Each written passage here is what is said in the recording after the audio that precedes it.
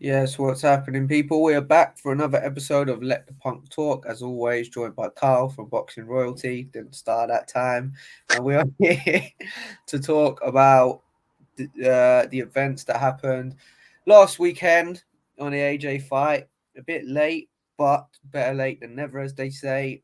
So, before we get into what took place after the fight, we'll talk about the actual fight first. Carl, what did you make of the whole AJ versus Usyk 2? First of all, congratulations for not fucking up the start. And points to you, mate. Look, as everyone knows, I'm a huge AJ fan. I always have been. You know, he's part of the reason I am so into boxing, as I'm sure a lot of people will say now. And obviously, we'll come on to that later on. But mate, I think for the first 8 rounds, it was quite close. I think you could have given AJ 3 or 4 of the first 8, maybe 3. I don't think about 4. He was matching him. He weren't boxing like anyone expected. You know, he brought in Roberto Garcia, and he was. We all expected AJ to do the Tyson Fury, the lean on him and throw the big shots on the inside, and it just weren't happening. And obviously, when you've got Jack Newham in your ear hole, fucking live on TikTok every 10 minutes, going jab, jab, jab, shut up, Newham. We're trying to watch the boxing, mate. I had to get that in there, but. Mate, after that ninth, I thought, and I think I said to you as well, Usyk was hurt. And he was visibly hurt. You know, he said he was hurt. And it come down to AJ just maybe not having the tank in the later rounds because he didn't step on him completely. And then, mate, what Usyk did in that 10th round, I think it was something like he threw like 90 punches, which is just after you've been pinged around a ring for 3 minutes by arguably one of the biggest heavy hitters in boxing. It's just incredible, mate. And like I say, I had it 5-3 after 8, and then I give Usyk the last 4 rounds. I've watched it back, so I had it 9-3. And he's just a magician, isn't he, mate? He's pound for pound number 1 in my eyes, Usyk. What he does, and he's proved it at different weights. And people say, cruiserweight is different to heavyweight. Well, you're fighting a man that is 5 stone heavier than a cruiserweight or whatever it is. Do you know what I mean? So yeah, mate, I can't argue with the decision. 115, 113 to Joshua is just ludicrous, but. Yeah, mate, I think the right man won, definitely. Brilliant performance. From both as well, I think. Yeah, like, I think AJ definitely met his match in Usyk. Like, he just, as you said, he's just unbelievable. Like, the first couple rounds were competitive, but yeah, after the 9th round, Usyk won clearly, the 10th, the 11th, and the 12th, having his worst round of the fight. And that's something that only really, I don't want to say elite fighters, but it's an elite mentality that only certain people have that can do that. And like, no disrespect to AJ, I just don't think he's got like the minerals to do that kind of stuff. I think you'll find once AJ gets hurt, he just falls apart, kind of like what we saw against Andy Ruiz. To be fair, having said that, in the Klitschko fight, he did show it. But again, having said that, Klitschko did really let him off the hook. Like, AJ was there to be finished, and he was just pouring with a jab, like being very negative for some reason. But, you know, fair play, he did come back and actually win the fight. But yeah, Usyk is just a level above AJ, and I think that was shown in the fight. But, you know, at the end of it, I know it hurt you deeply to see it all come out. But what did you make of that? You know, at the end, how AJ acted and so on. If you go from the start, and I just want to quickly say, I didn't say it. Usyk wasn't anywhere near as good as he was in the first fight and the second, in my opinion. Now, I'm hearing people say like Usyk was unstoppable in the second fight. No, Usyk was better in the first. Usyk did not let AJ get near him in that first fight. He caught him a couple of times, but yeah, Usyk is, mate, that was third gear for Usyk last Saturday. And I got bitched on Twitter for it. And, you're just deluded. You don't know nothing. You're not even involved in boxing. Like, do one, you mug. He wasn't as good. And if you can sit there and say Usyk, that was his best performance, it was not Usyk's best performance. Even the first fight against AJ wasn't his best performance. You know, he's a devil of a man. And as much as a Fury fight's good, I think he loses to Fury. But then who am I to say that? But yeah, AJ, I think it all started with Lomachenko doing it. Lomachenko walked over to him and said, "You're a warrior," and he basically just said, "I'm strong, I'm strong." And it's like, well, okay, just shake the man's hand. But then what he did afterwards, you know, when he got out that ring, he should have stayed out of that ring. Someone should have got hold of him and said, look, AJ, if you want to go back, you go back, you shake Usyk's hand, you stand in the middle, and that's it. But, mate, the biggest disgrace, and it hasn't put me off, I'll always love AJ, but what was disrespectful is what he did with the belts. Throwing them belts out of the ring, mate, someone in Usyk's team should have grabbed hold of him and chinned him, because that is completely wrong. And you and Andy said it the other day. If you did that at York Hall, if you'd have lost to Paul Roberts and got that belt and launched it, mate, you'd have a 2 grand fine on your shoulders straight away. But then it's the bit afterwards, you know, going into it and talking about Ukraine. Oh, this happened in 90s or whatever it was. Like, if you don't know the facts, don't state it, because it's one, it's disrespectful to Usyk, and 2, it's disrespectful to Ukraine, right? Saying whatever shit's going on in Ukraine at the minute, like, as if you do not know what's going on in Ukraine. Everyone in the world knows what's going on. Look, I partly understand it from one side, because you think how much, and I know he's a multi-millionaire, billionaire, but he's had to fight fights in the last 2 years, the Pulev fight that he didn't want to have to do. But he was told, if you don't fight him, you're stripped. Then he has to pay hundreds of thousands to defend in a fight he doesn't want to fight. So I understand the belt bit of fuck these belts, but mate, you don't grab hold of a man's belts and throw him out the ring, and then you don't start shouting in his face, how have you beat me? You're not strong enough. What the fuck has strength got to do in a fight like that? Let's be honest. Because AJ, you're stronger, bro, and you didn't even touch him, really.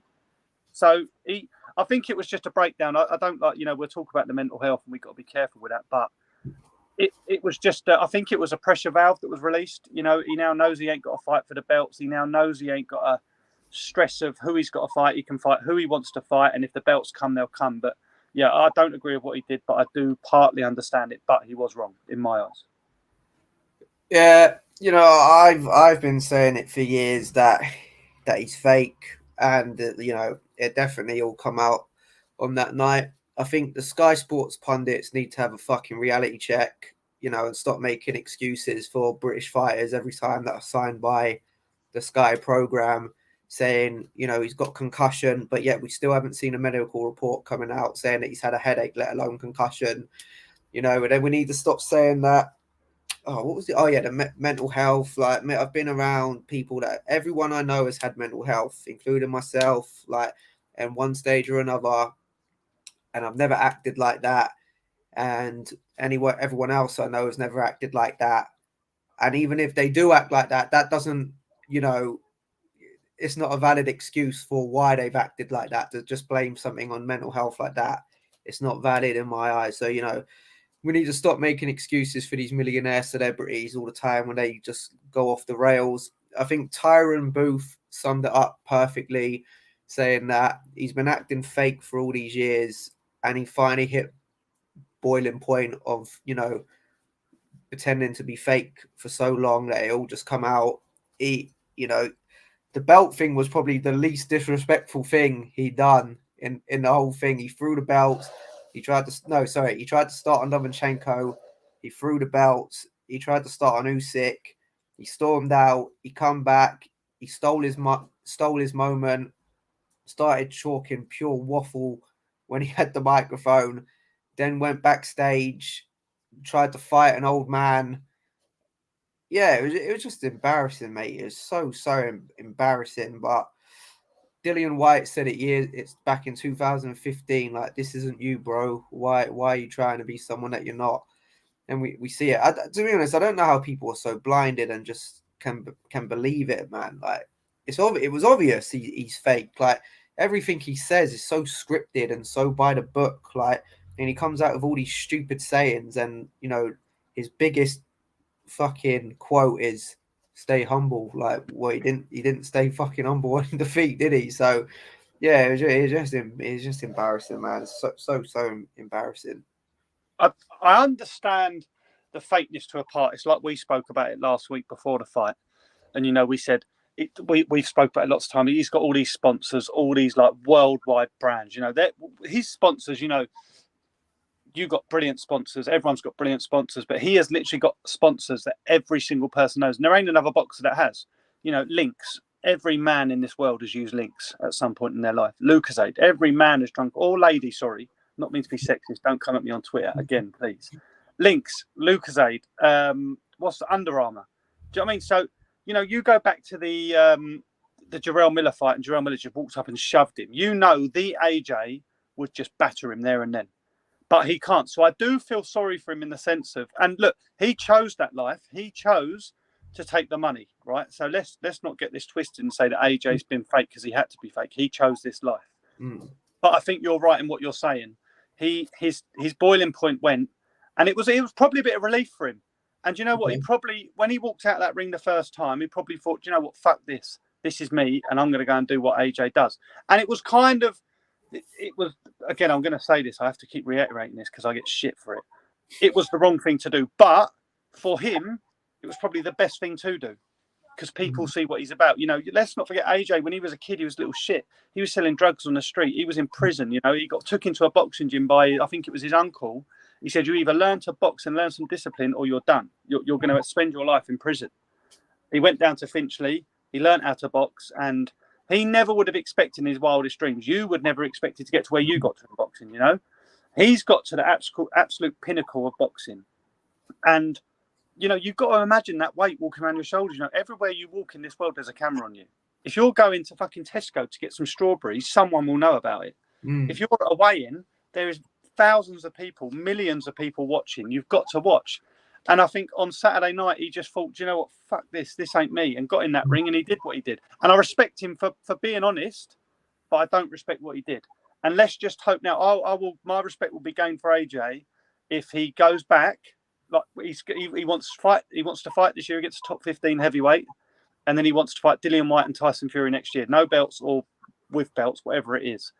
Be that person. Stand at that weigh-in, and if you want to tell Dillian White to stop chatting shit, I'm going to knock you out, say it. You've got the money now. You don't need... Let's have it right. Them sponsors aren't helping AJ no more. He doesn't need their money. So turn around and say, look, Under Armour, if you want to do my kit, do my kit. But if someone chats shit to me, I'm going to let hell go. And if he does that, I'll respect him. I think you will too, because that is who AJ is. But it's hard. I bet he come out and he cried in the press conference, and I bet that was a cry because he lost. That was a cry because he realised he'd been beat by a better man twice. I don't think he cried because he felt bad for what he did, and I hope he didn't. And again, he was wrong, but let him be now. Let him just fight. That's what I say. Get the cameras off him and let him fight. Yeah, I generally think he's just going to go straight back to being fake, mate. Like, I've seen, you know, as much as I hate to bring this to WWE, I've watched WWE my whole life, yeah. And as much as people hate to admit it, boxing is more like WWE than anyone would care to admit. But it's exactly like WWE. Someone will come out now, they'll write a script for him, and like, this is what they do in WWE. Like, if something goes wrong, like if you're a good guy and you do something that bad guys do, and you're meant to be the good guy, you'll get a script written for you the next day to go out, and you'll play by the good guy script. And that's pretty much what's going to happen. Is someone's going to go back and they're going to write some good guy speech for him, and they come out and they say all this good guy stuff like, oh, you know, this and that. I shouldn't have mentioned Ukraine, that poor country, they, you know, what they're going through. And they give like some little sob story about Ukraine, and, you know, to get all the fans back behind him, and all the idiots will buy into it. So, you know, he's going to go straight back to being fake, because I do believe that he loves the money. I do believe that he's all about the money, which it isn't a bad thing. Like, as much as I kind of hate to say it, money does make the world go round. Like, so, but again, just like anyone else, I would respect him a lot more if he just come out and was real, and was actually like the real him. But he won't, because he's addicted to the money. And again, there's nothing wrong with that. But if you are addicted to money, just come out and say that you're addicted to money. Like, but yeah, as I said, someone's going to write a script out. He's going to play by the script, and we're going to see the same old good guy, fake AJ that we've seen. And you know that, and this is what I mean by it's boxing's more like WWE than people like to admit. They ain't going to match him with another good guy, because good guy versus good guy won't work in this moment of time. They're matching with a bad guy, so he can play the good guy role even better. So like, they're matching with, I mean, this fight probably won't happen because they're friends, but they're matching with someone like Derek Chisora, who can play the perfect bad guy for him and do all this bad guy stuff, and then he can, you know, sing all his good guy scripts and all that. And yeah, that's what they're doing, mate. They're matching with someone like James Miller, probably, or whatever his name is, Jerome Miller, and Miller. he's the perfect bad guy. So, yeah. Do you not think, just a quick one, do you not think that's part of the reason why he's left Sky? Do you not think if he's on DAZN, there'll be less exposure at the weigh-ins, press conferences, and he can be a bit more laid back? Because I do agree with you. I do believe he reads off a script and he's told, you know, I do. Look, people are different, but if you paid me the money Joshua's earning, I would read off a script. I would wash the bottom of your feet when you come in from work. Do you know what I mean? But I think going on DAZN, as well as it does, you know, it does great numbers, great views, great subscribers. Do you not think that will change his mindset a little bit, or? Nah, because he's worked with Eddie Hearn his whole career, and Eddie Hearn is again, going back to WWE. Eddie Hearn is his Paul Heyman, so you know he's the manager that got him to where he is, and basically probably wrote out all these scripts for him and got him all his sponsors and got him the platform. So he's just going with the man that steered him right his whole career, basically. So well, he's actually managed by 258, isn't he? But that's his promotion, though. yeah, that's his promotion. Yeah, so Eddie Hearn's hit the main guy that done it all for him. So, as I say, it was sad to see, because he has been, as much as people don't like him, he has been an icon for British boxing. You know, and he is. If you're not a boxer, you know, I know. Obviously, I speak to a lot more boxers now, and 8 out of 10 of them hate AJ. But every man you see in the street loves AJ, and that tells you everything you need to know, because you guys live that life. And I was the casual up until a year ago that I didn't watch the weigh-ins, I didn't watch the press conferences. And it's only been the last year that I've actually sat back and gone, hang on a minute, that guy's calling you toothless and you're all muscles and that. Like, mate, Tyson Fury would destroy AJ in a press conference if he was reading off a script. Yeah, of course it would. It's mental. But, mate, there was actually another fight I want to speak about before we go on to the next thing. Your old mate, Big Bang Zhang. Yeah. What do you make of that? Yeah, I just don't even know what's going on with boxing nowadays, man. Like, it's just so shit, honestly.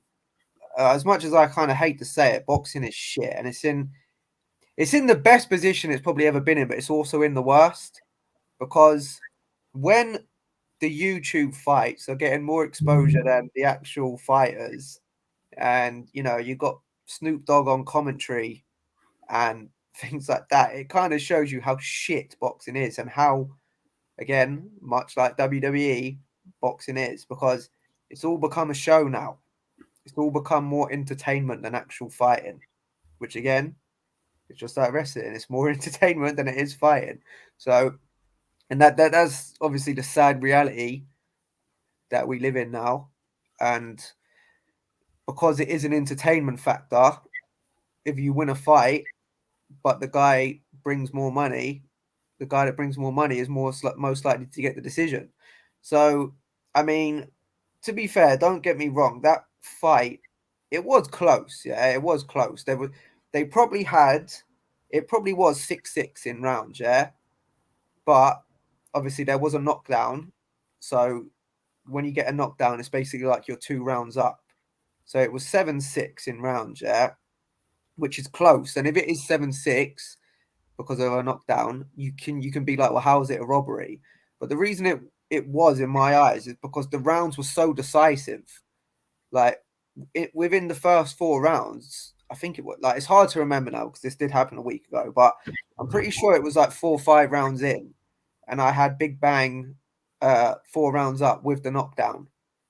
Yeah, and then he did fade, and then I think it was like the 9th round he won that round, and then I think that other fella come on quite strong, but it was just every round was decisive. Like, the first 4, Big Bang won every round. Then that guy come on and he won every round. Then the 9th round was decisive for Big Bang, and then, you know what I mean? Like, they were just so decisive rounds that you couldn't be like, oh, this round was kind of close, and this, that. Maybe Big Bang won it, mate, and you can tell he won it because if he didn't win it, why would Derek Chisora bother calling out Big Bang? Why wouldn't he just go and call out that other? I think he's Russian. I think. Why wouldn't he just go out and call the Russian Croatian, guy? Oh, Croatian. Yeah. Why wouldn't he go out and call the Croatian guy if he won the fight? Do you know? Yeah, Like, I said to you the day before, didn't I? You were saying like, oh, I'm not really interested in anything but the AJ fight. mm, And then obviously you were watching it, and I was outside with Newham and who not. And you come out and you said, mate, I've got Big Bang up by like 4 rounds. And I come in and it was like the 8th round. And I come in and I'm literally watching Big Bang like walk around with his hands dropped like a fucking zombie because he was knackered. And I was like, what the fuck are you talking about? And then all of a sudden he would just whip out like 4 or 5 shots. Mate, it's happening too much in boxing. It's even happening at Small Hall now. Do you know what I mean? We sat on this podcast 6-8 months ago and we were saying the best place to box is Small Hall. But it's just every week. You know, when we had Seamus on here, and I made a point to him, and, you know, we asked him about the board and when you get called in. Journeymen are getting done every week, 40-36, 60-54. But they get called in, but they're winning the fights. And it's if you're an away fighter, so, you know, unless you're Devin Haney going to Australia on a whatever card it was and smashing Cambosos round the ring, you're not going to get nothing. No? And we go back to Jamie. Jamie Smith had to knock Mendes out to win that title that night, being the away fighter. Not the away fighter, same promoter, but do you know what I mean? yeah. And you look at all these fights going ahead. You know, Tom Ansell's got a big shot. He's going to be the away fighter. And obviously, he's just left that promoter. Is Tom Ansell going to have to knock out his opponent? As a boxer, you shouldn't be going into fights and thinking, if you're the away fighter, I've got to stop him. Yeah. It's wrong. And Zhang is a matchroom fighter as well, and I think they give it to Hrgovic by 3 rounds in one of the cards. And you just think these judges are paid decent money, you know, like to just go out once a week and score a couple of fights, sometimes get in the ring and ref. And I just think it's just bullshit, mate. And you know, I watched that video of your fight earlier, the close up, and you can see just how hard it is for that ref to score it. So when something's got to change, because, you know, whether it's, you know, Ben Eubank, you have no British judges. Them judges do not make no contact with anyone. They get to that ring and they sit down, and that's that. But they have no contact. But how can they control that? Something's got to change, mate, because honestly, Small Hall boxing will go down the pan eventually. And it's sad to say, because that's where everyone goes through. But yeah, mate, I mean, I can't comment on Zhang. I saw the knockdown. Did he go down as well, Zhang, late? No, Zhang didn't go down. I thought I remembered him going. Oh, Hrgovic went down, yeah. Hrgovic, yeah. Just and then there was another one, Badu Jack. Obviously, I didn't watch that. You watched that, and you said it was a Stonewall robbery as well. Oh yeah, well, I didn't watch it like properly. Just sat there and watched it. I think I tuned in, and it was quite late. And I just going off the commentators, they was like saying that the other guy deserved it and so on. And then yeah, obviously, again, Badu Jack's the guy that's, you know, people know he's the guy that's going to bring the money and the big title fight. So of course, obviously, Badu Jack got it. But I mean, I didn't watch the whole fight, so I can't really have a proper thing on it. But I've seen the commentators saying they won it, then everyone, mate, on Twitter they're all saying it. They're all saying it was a disgrace. So it's just happening too much, mate. But let's not get too delved into the world of boxing boards and stuff like that, because we could sit here all night. So obviously, a fight that we haven't spoke about on our channel yet is obviously Ben Eubank. Just give me your thoughts on this fight. Before we get into this, Jack, just remember this is a 45-minute episode, and I know your passion against Conor Benn here, so we're going to set a timer. Mate, I see Paul Roberts' trainer put something up on Instagram yesterday. Yeah. On the fight, and someone put, Eubank wins, he's got nothing to lose. If you're involved in boxing and you're telling me that Chris Eubank has nothing to lose in this fight, step back out of boxing, because you know nothing. And that's the truth. And you'll agree with me on that. Eubank should not be taking this fight. There is absolutely nothing to gain out of winning this fight. If he wins, he beats the guy that's 3 weights or 2 weights lower than him. He gets the family name. Your dad's already beat his dad, mate, so you don't need to do this. If he loses, he's done in the sport of boxing. He's out. There is no way in for him. No one will fight him, because it's nearer his weight. Okay, you could say go back to 168, but all he's ever going to be known for is losing to a man that's 8 years or 7 years younger than him. 2 weights lighter. Look, my thoughts on the fight, like I say, is if Eubank makes the weight comfortably and he can rehydrate properly within the time frame, he beats Conor Benn. But if his body is drained even 20%, Ben will stop him. And I firmly believe that, because Ben's got power. Yeah, Eubank's got power. Ben hasn't been chin checked. That's my worry. Eubank can throw hands, but Eubank has been chin checked. So it's one of them. But it all depends on the weight for me, mate. If you, like I say, if Eubank makes it comfy, he beats Conor Benn. If he's struggling in the slightest, he'll lose, I believe. Now, if you like Conor Benn, turn off now. Yeah, I'm telling you, there's no way Conor Benn wins this fight. I don't believe that the Eubanks are stupid enough to take a fight where they know that they can't make the weight properly. I don't think many people are stupid enough to take a fight where you don't think you can make the weight comfortably. Now, you can argue that, you know, if you're someone like me, for instance, and you get like a fight at like flyweight, a light flyweight or minimum weight, and you know I've taken it because of money reasons, because they've offered me really good money, so I've drained myself purposely. But Eubank doesn't need money like that. Eubank's absolutely minted.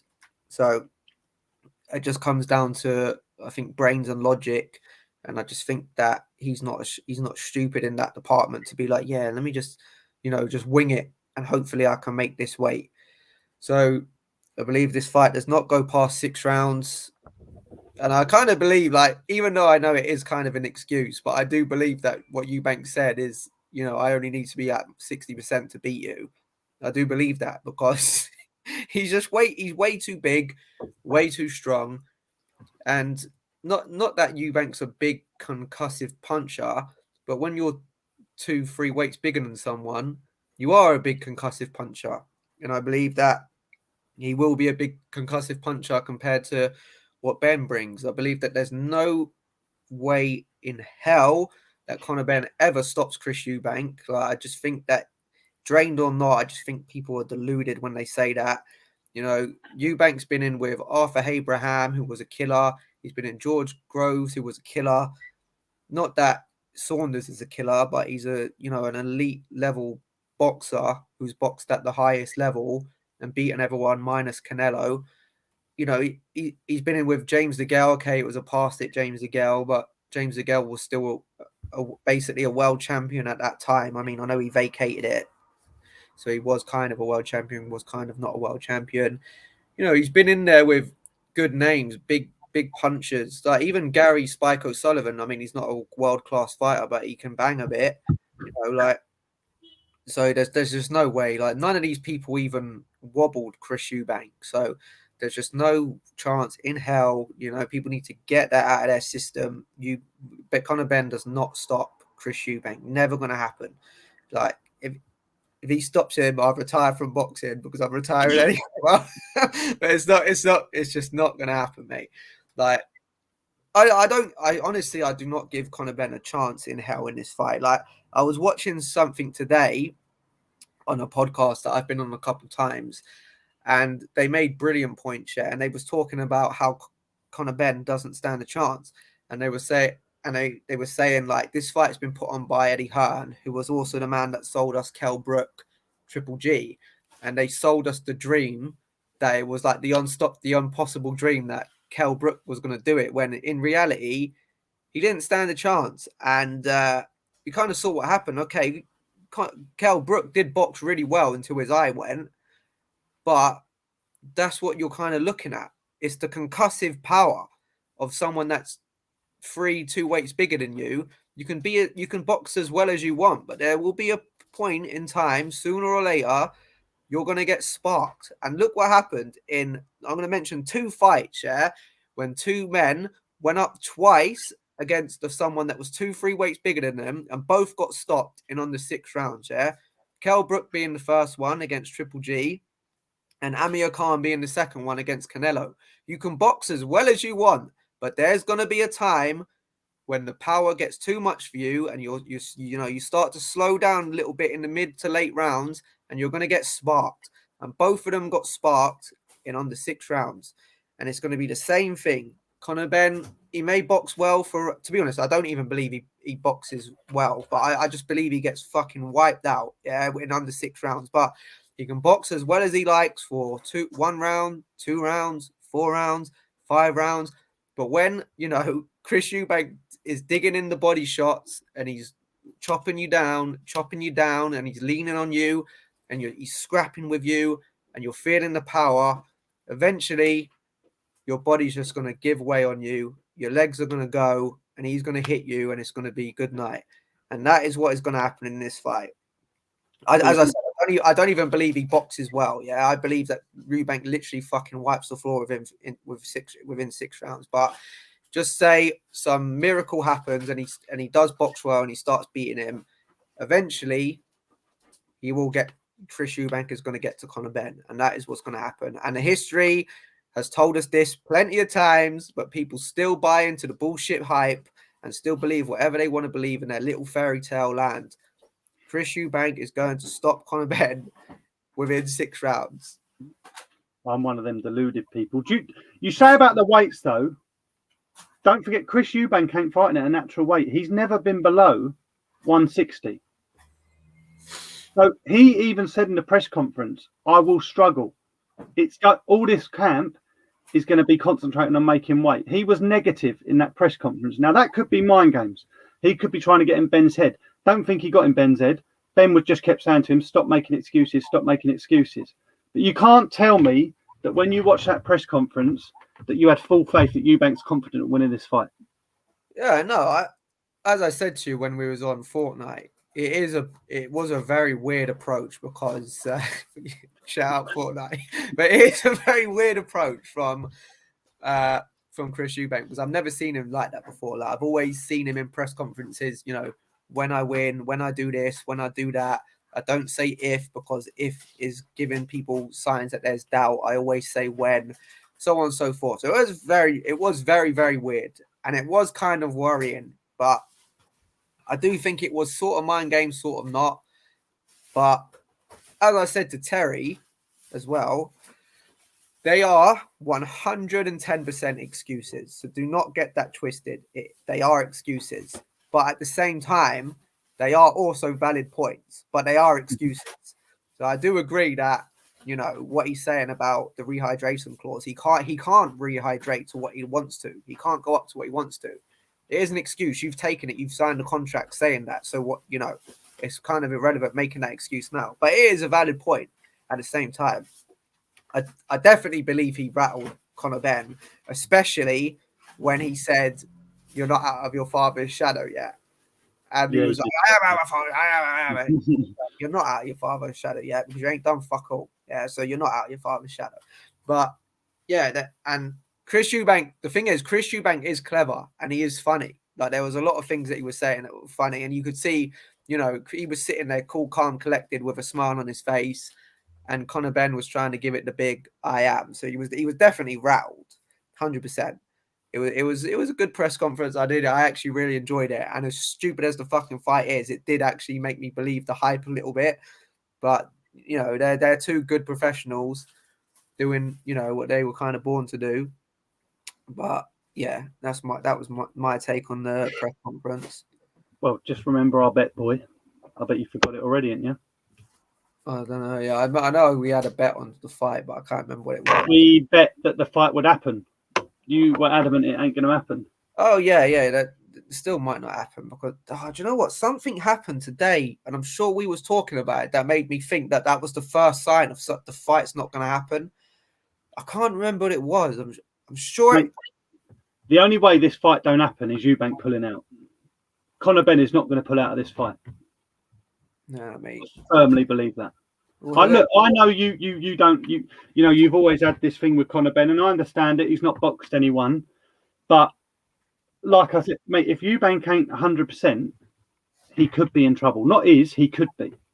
Conor Benn hits fucking hard. Conor Benn walked into that ring against Chris Van Heerden at 170 pounds. That's not natural because obviously that's not his natural weight. But he walks around at 164. So when you said about Eubank, look, they can put on 10 pound or whatever it is. So Eubank can get in that ring at 165.5. So that is nothing compared to what he fights at. But as you know, it's what happens before you get in that ring. It's them. How is Eubank feeling right now? But there's one other thing on this fight I wanted to speak about. So obviously, Conor Benn's got Tony Sims, head trainer, in his corner. He's got his dad is his third. whatever that does. Holds the bucket probably. Spit in the bucket. Don't spit at me, son. Rubbish. Today it come out, or well, I knew about this about 6 weeks ago, and I said to you about it, and obviously you say, oh, you know, whatever. Chris Eubank has said today that he's going to have his dad in his corner, and Roy Jones will not be, but he will be going forward after this fight. What do you think of that? Man, until it happens, until we see it on fight night, I just don't really. To me, it's just all smoke and mirrors. Like, again, this is what I said. Boxing's a show nowadays, and it's entertainment. They're just doing stupid little things to build the fight, to make things interesting. 1 minute, Chris Eubank's gone missing. Chris Eubank Senior's gone missing, and now all of a sudden he's in the corner. So, like, what the fuck is going on? Like, you know, you can't go missing, and then next minute you're in the corner. So, I'm pretty sure they live together, don't they? I don't even know. Like, but yeah, it's just some bullshit. Like, I'm sure he's still in America training with Jones, and I'm sure that Jones will be in his corner. I'm sure probably Chris Eubank Senior will be in his corner as well. Like, it's just a bullshit. So unless I see it on the night, that's when I'll believe it. Does that change the fight for you if Roy Jones ain't there? No, I don't know. I just don't know. To be honest with you, I think Chris Eubank looks worse under Roy Jones than he did before. I think he's changed his style completely. No, you're saying that off of one fight. And no, I'm talking about all of them. I'm talking about the Michael. Who's the guy Denzel Bentley's fighting? Marcus Morrison. He looked awful against him. He looked awful. Well, he looked good for 3 rounds against Liam Williams, but the old Chris Eubank would have finished Liam Williams in the first 3 rounds, and you can't say he wouldn't because he would have. So look, he might be a beast, but I don't know. I think I spoke to somebody and they said the same sort of thing. You know, close to Eubank, that he doesn't like the way that Eubank's being trained. But it's all personal opinion. You know, it's what you look for in boxing. You know, some people like to watch the Tyson Furies. Some people like to watch the AJs. You know, I prefer when I watch boxing to see a big clean knockout, but I can also sit there and watch boxing. Some people, probably professional boxers, like to sit there and watch 12 rounds of clean boxing, like an Usyk, a Devin Haney, someone like that. So, look, it's all going to be good, and I will be round on the night to collect my £10. No checks, no change, pure cash. No fivers, one £10 note will do me.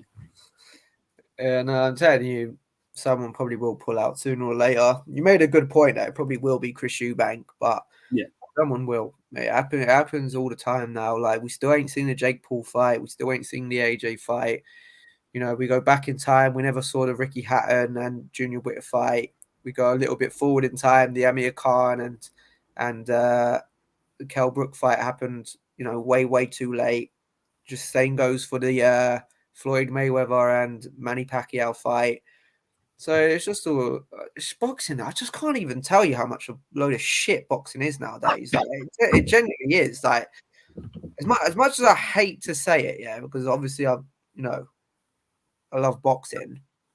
It's a fucking load of shit, mate. Like, it honestly is. It's the worst it's ever been. Like, with all the, you know, like the different promotions, the sanctioning fees, the YouTube boxing. Like, it's just so poor, man. Like, they do genuinely tease us more than we get what we want nowadays. Like, really, like, how often is there like a real big fight that you really get up for?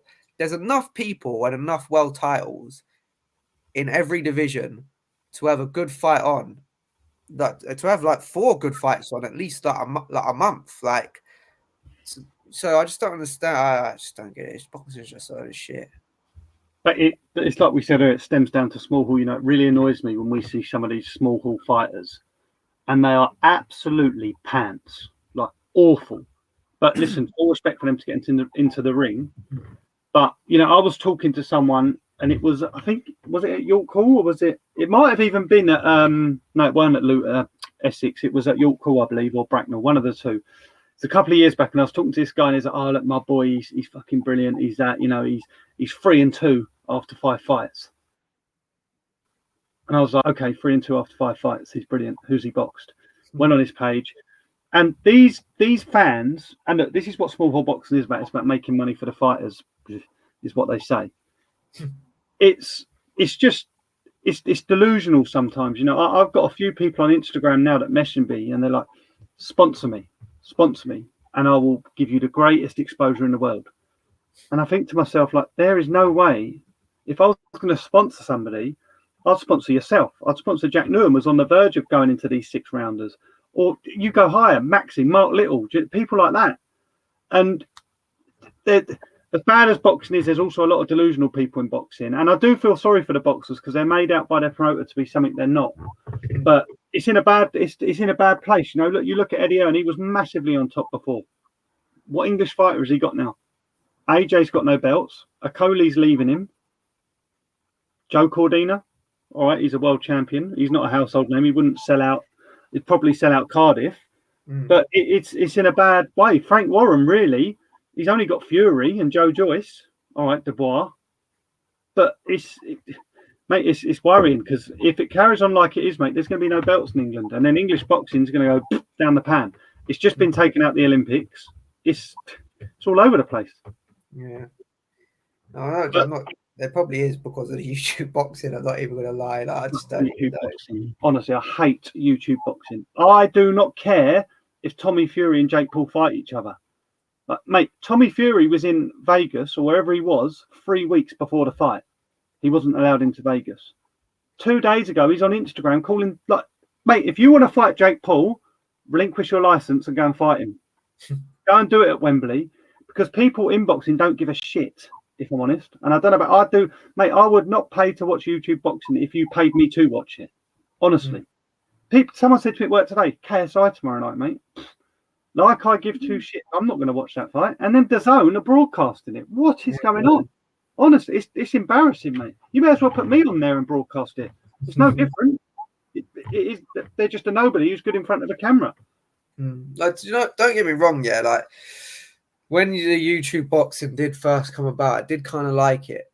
Not like it, but I liked kind of the people it was bringing. It was bringing more eyes onto the sport. But I think, like, I don't know, it's run off into its own little really weird, bizarre world now, where you've got like two porn stars beating the shit out of each other, and like people bringing dildos to press conferences, and just like this mad.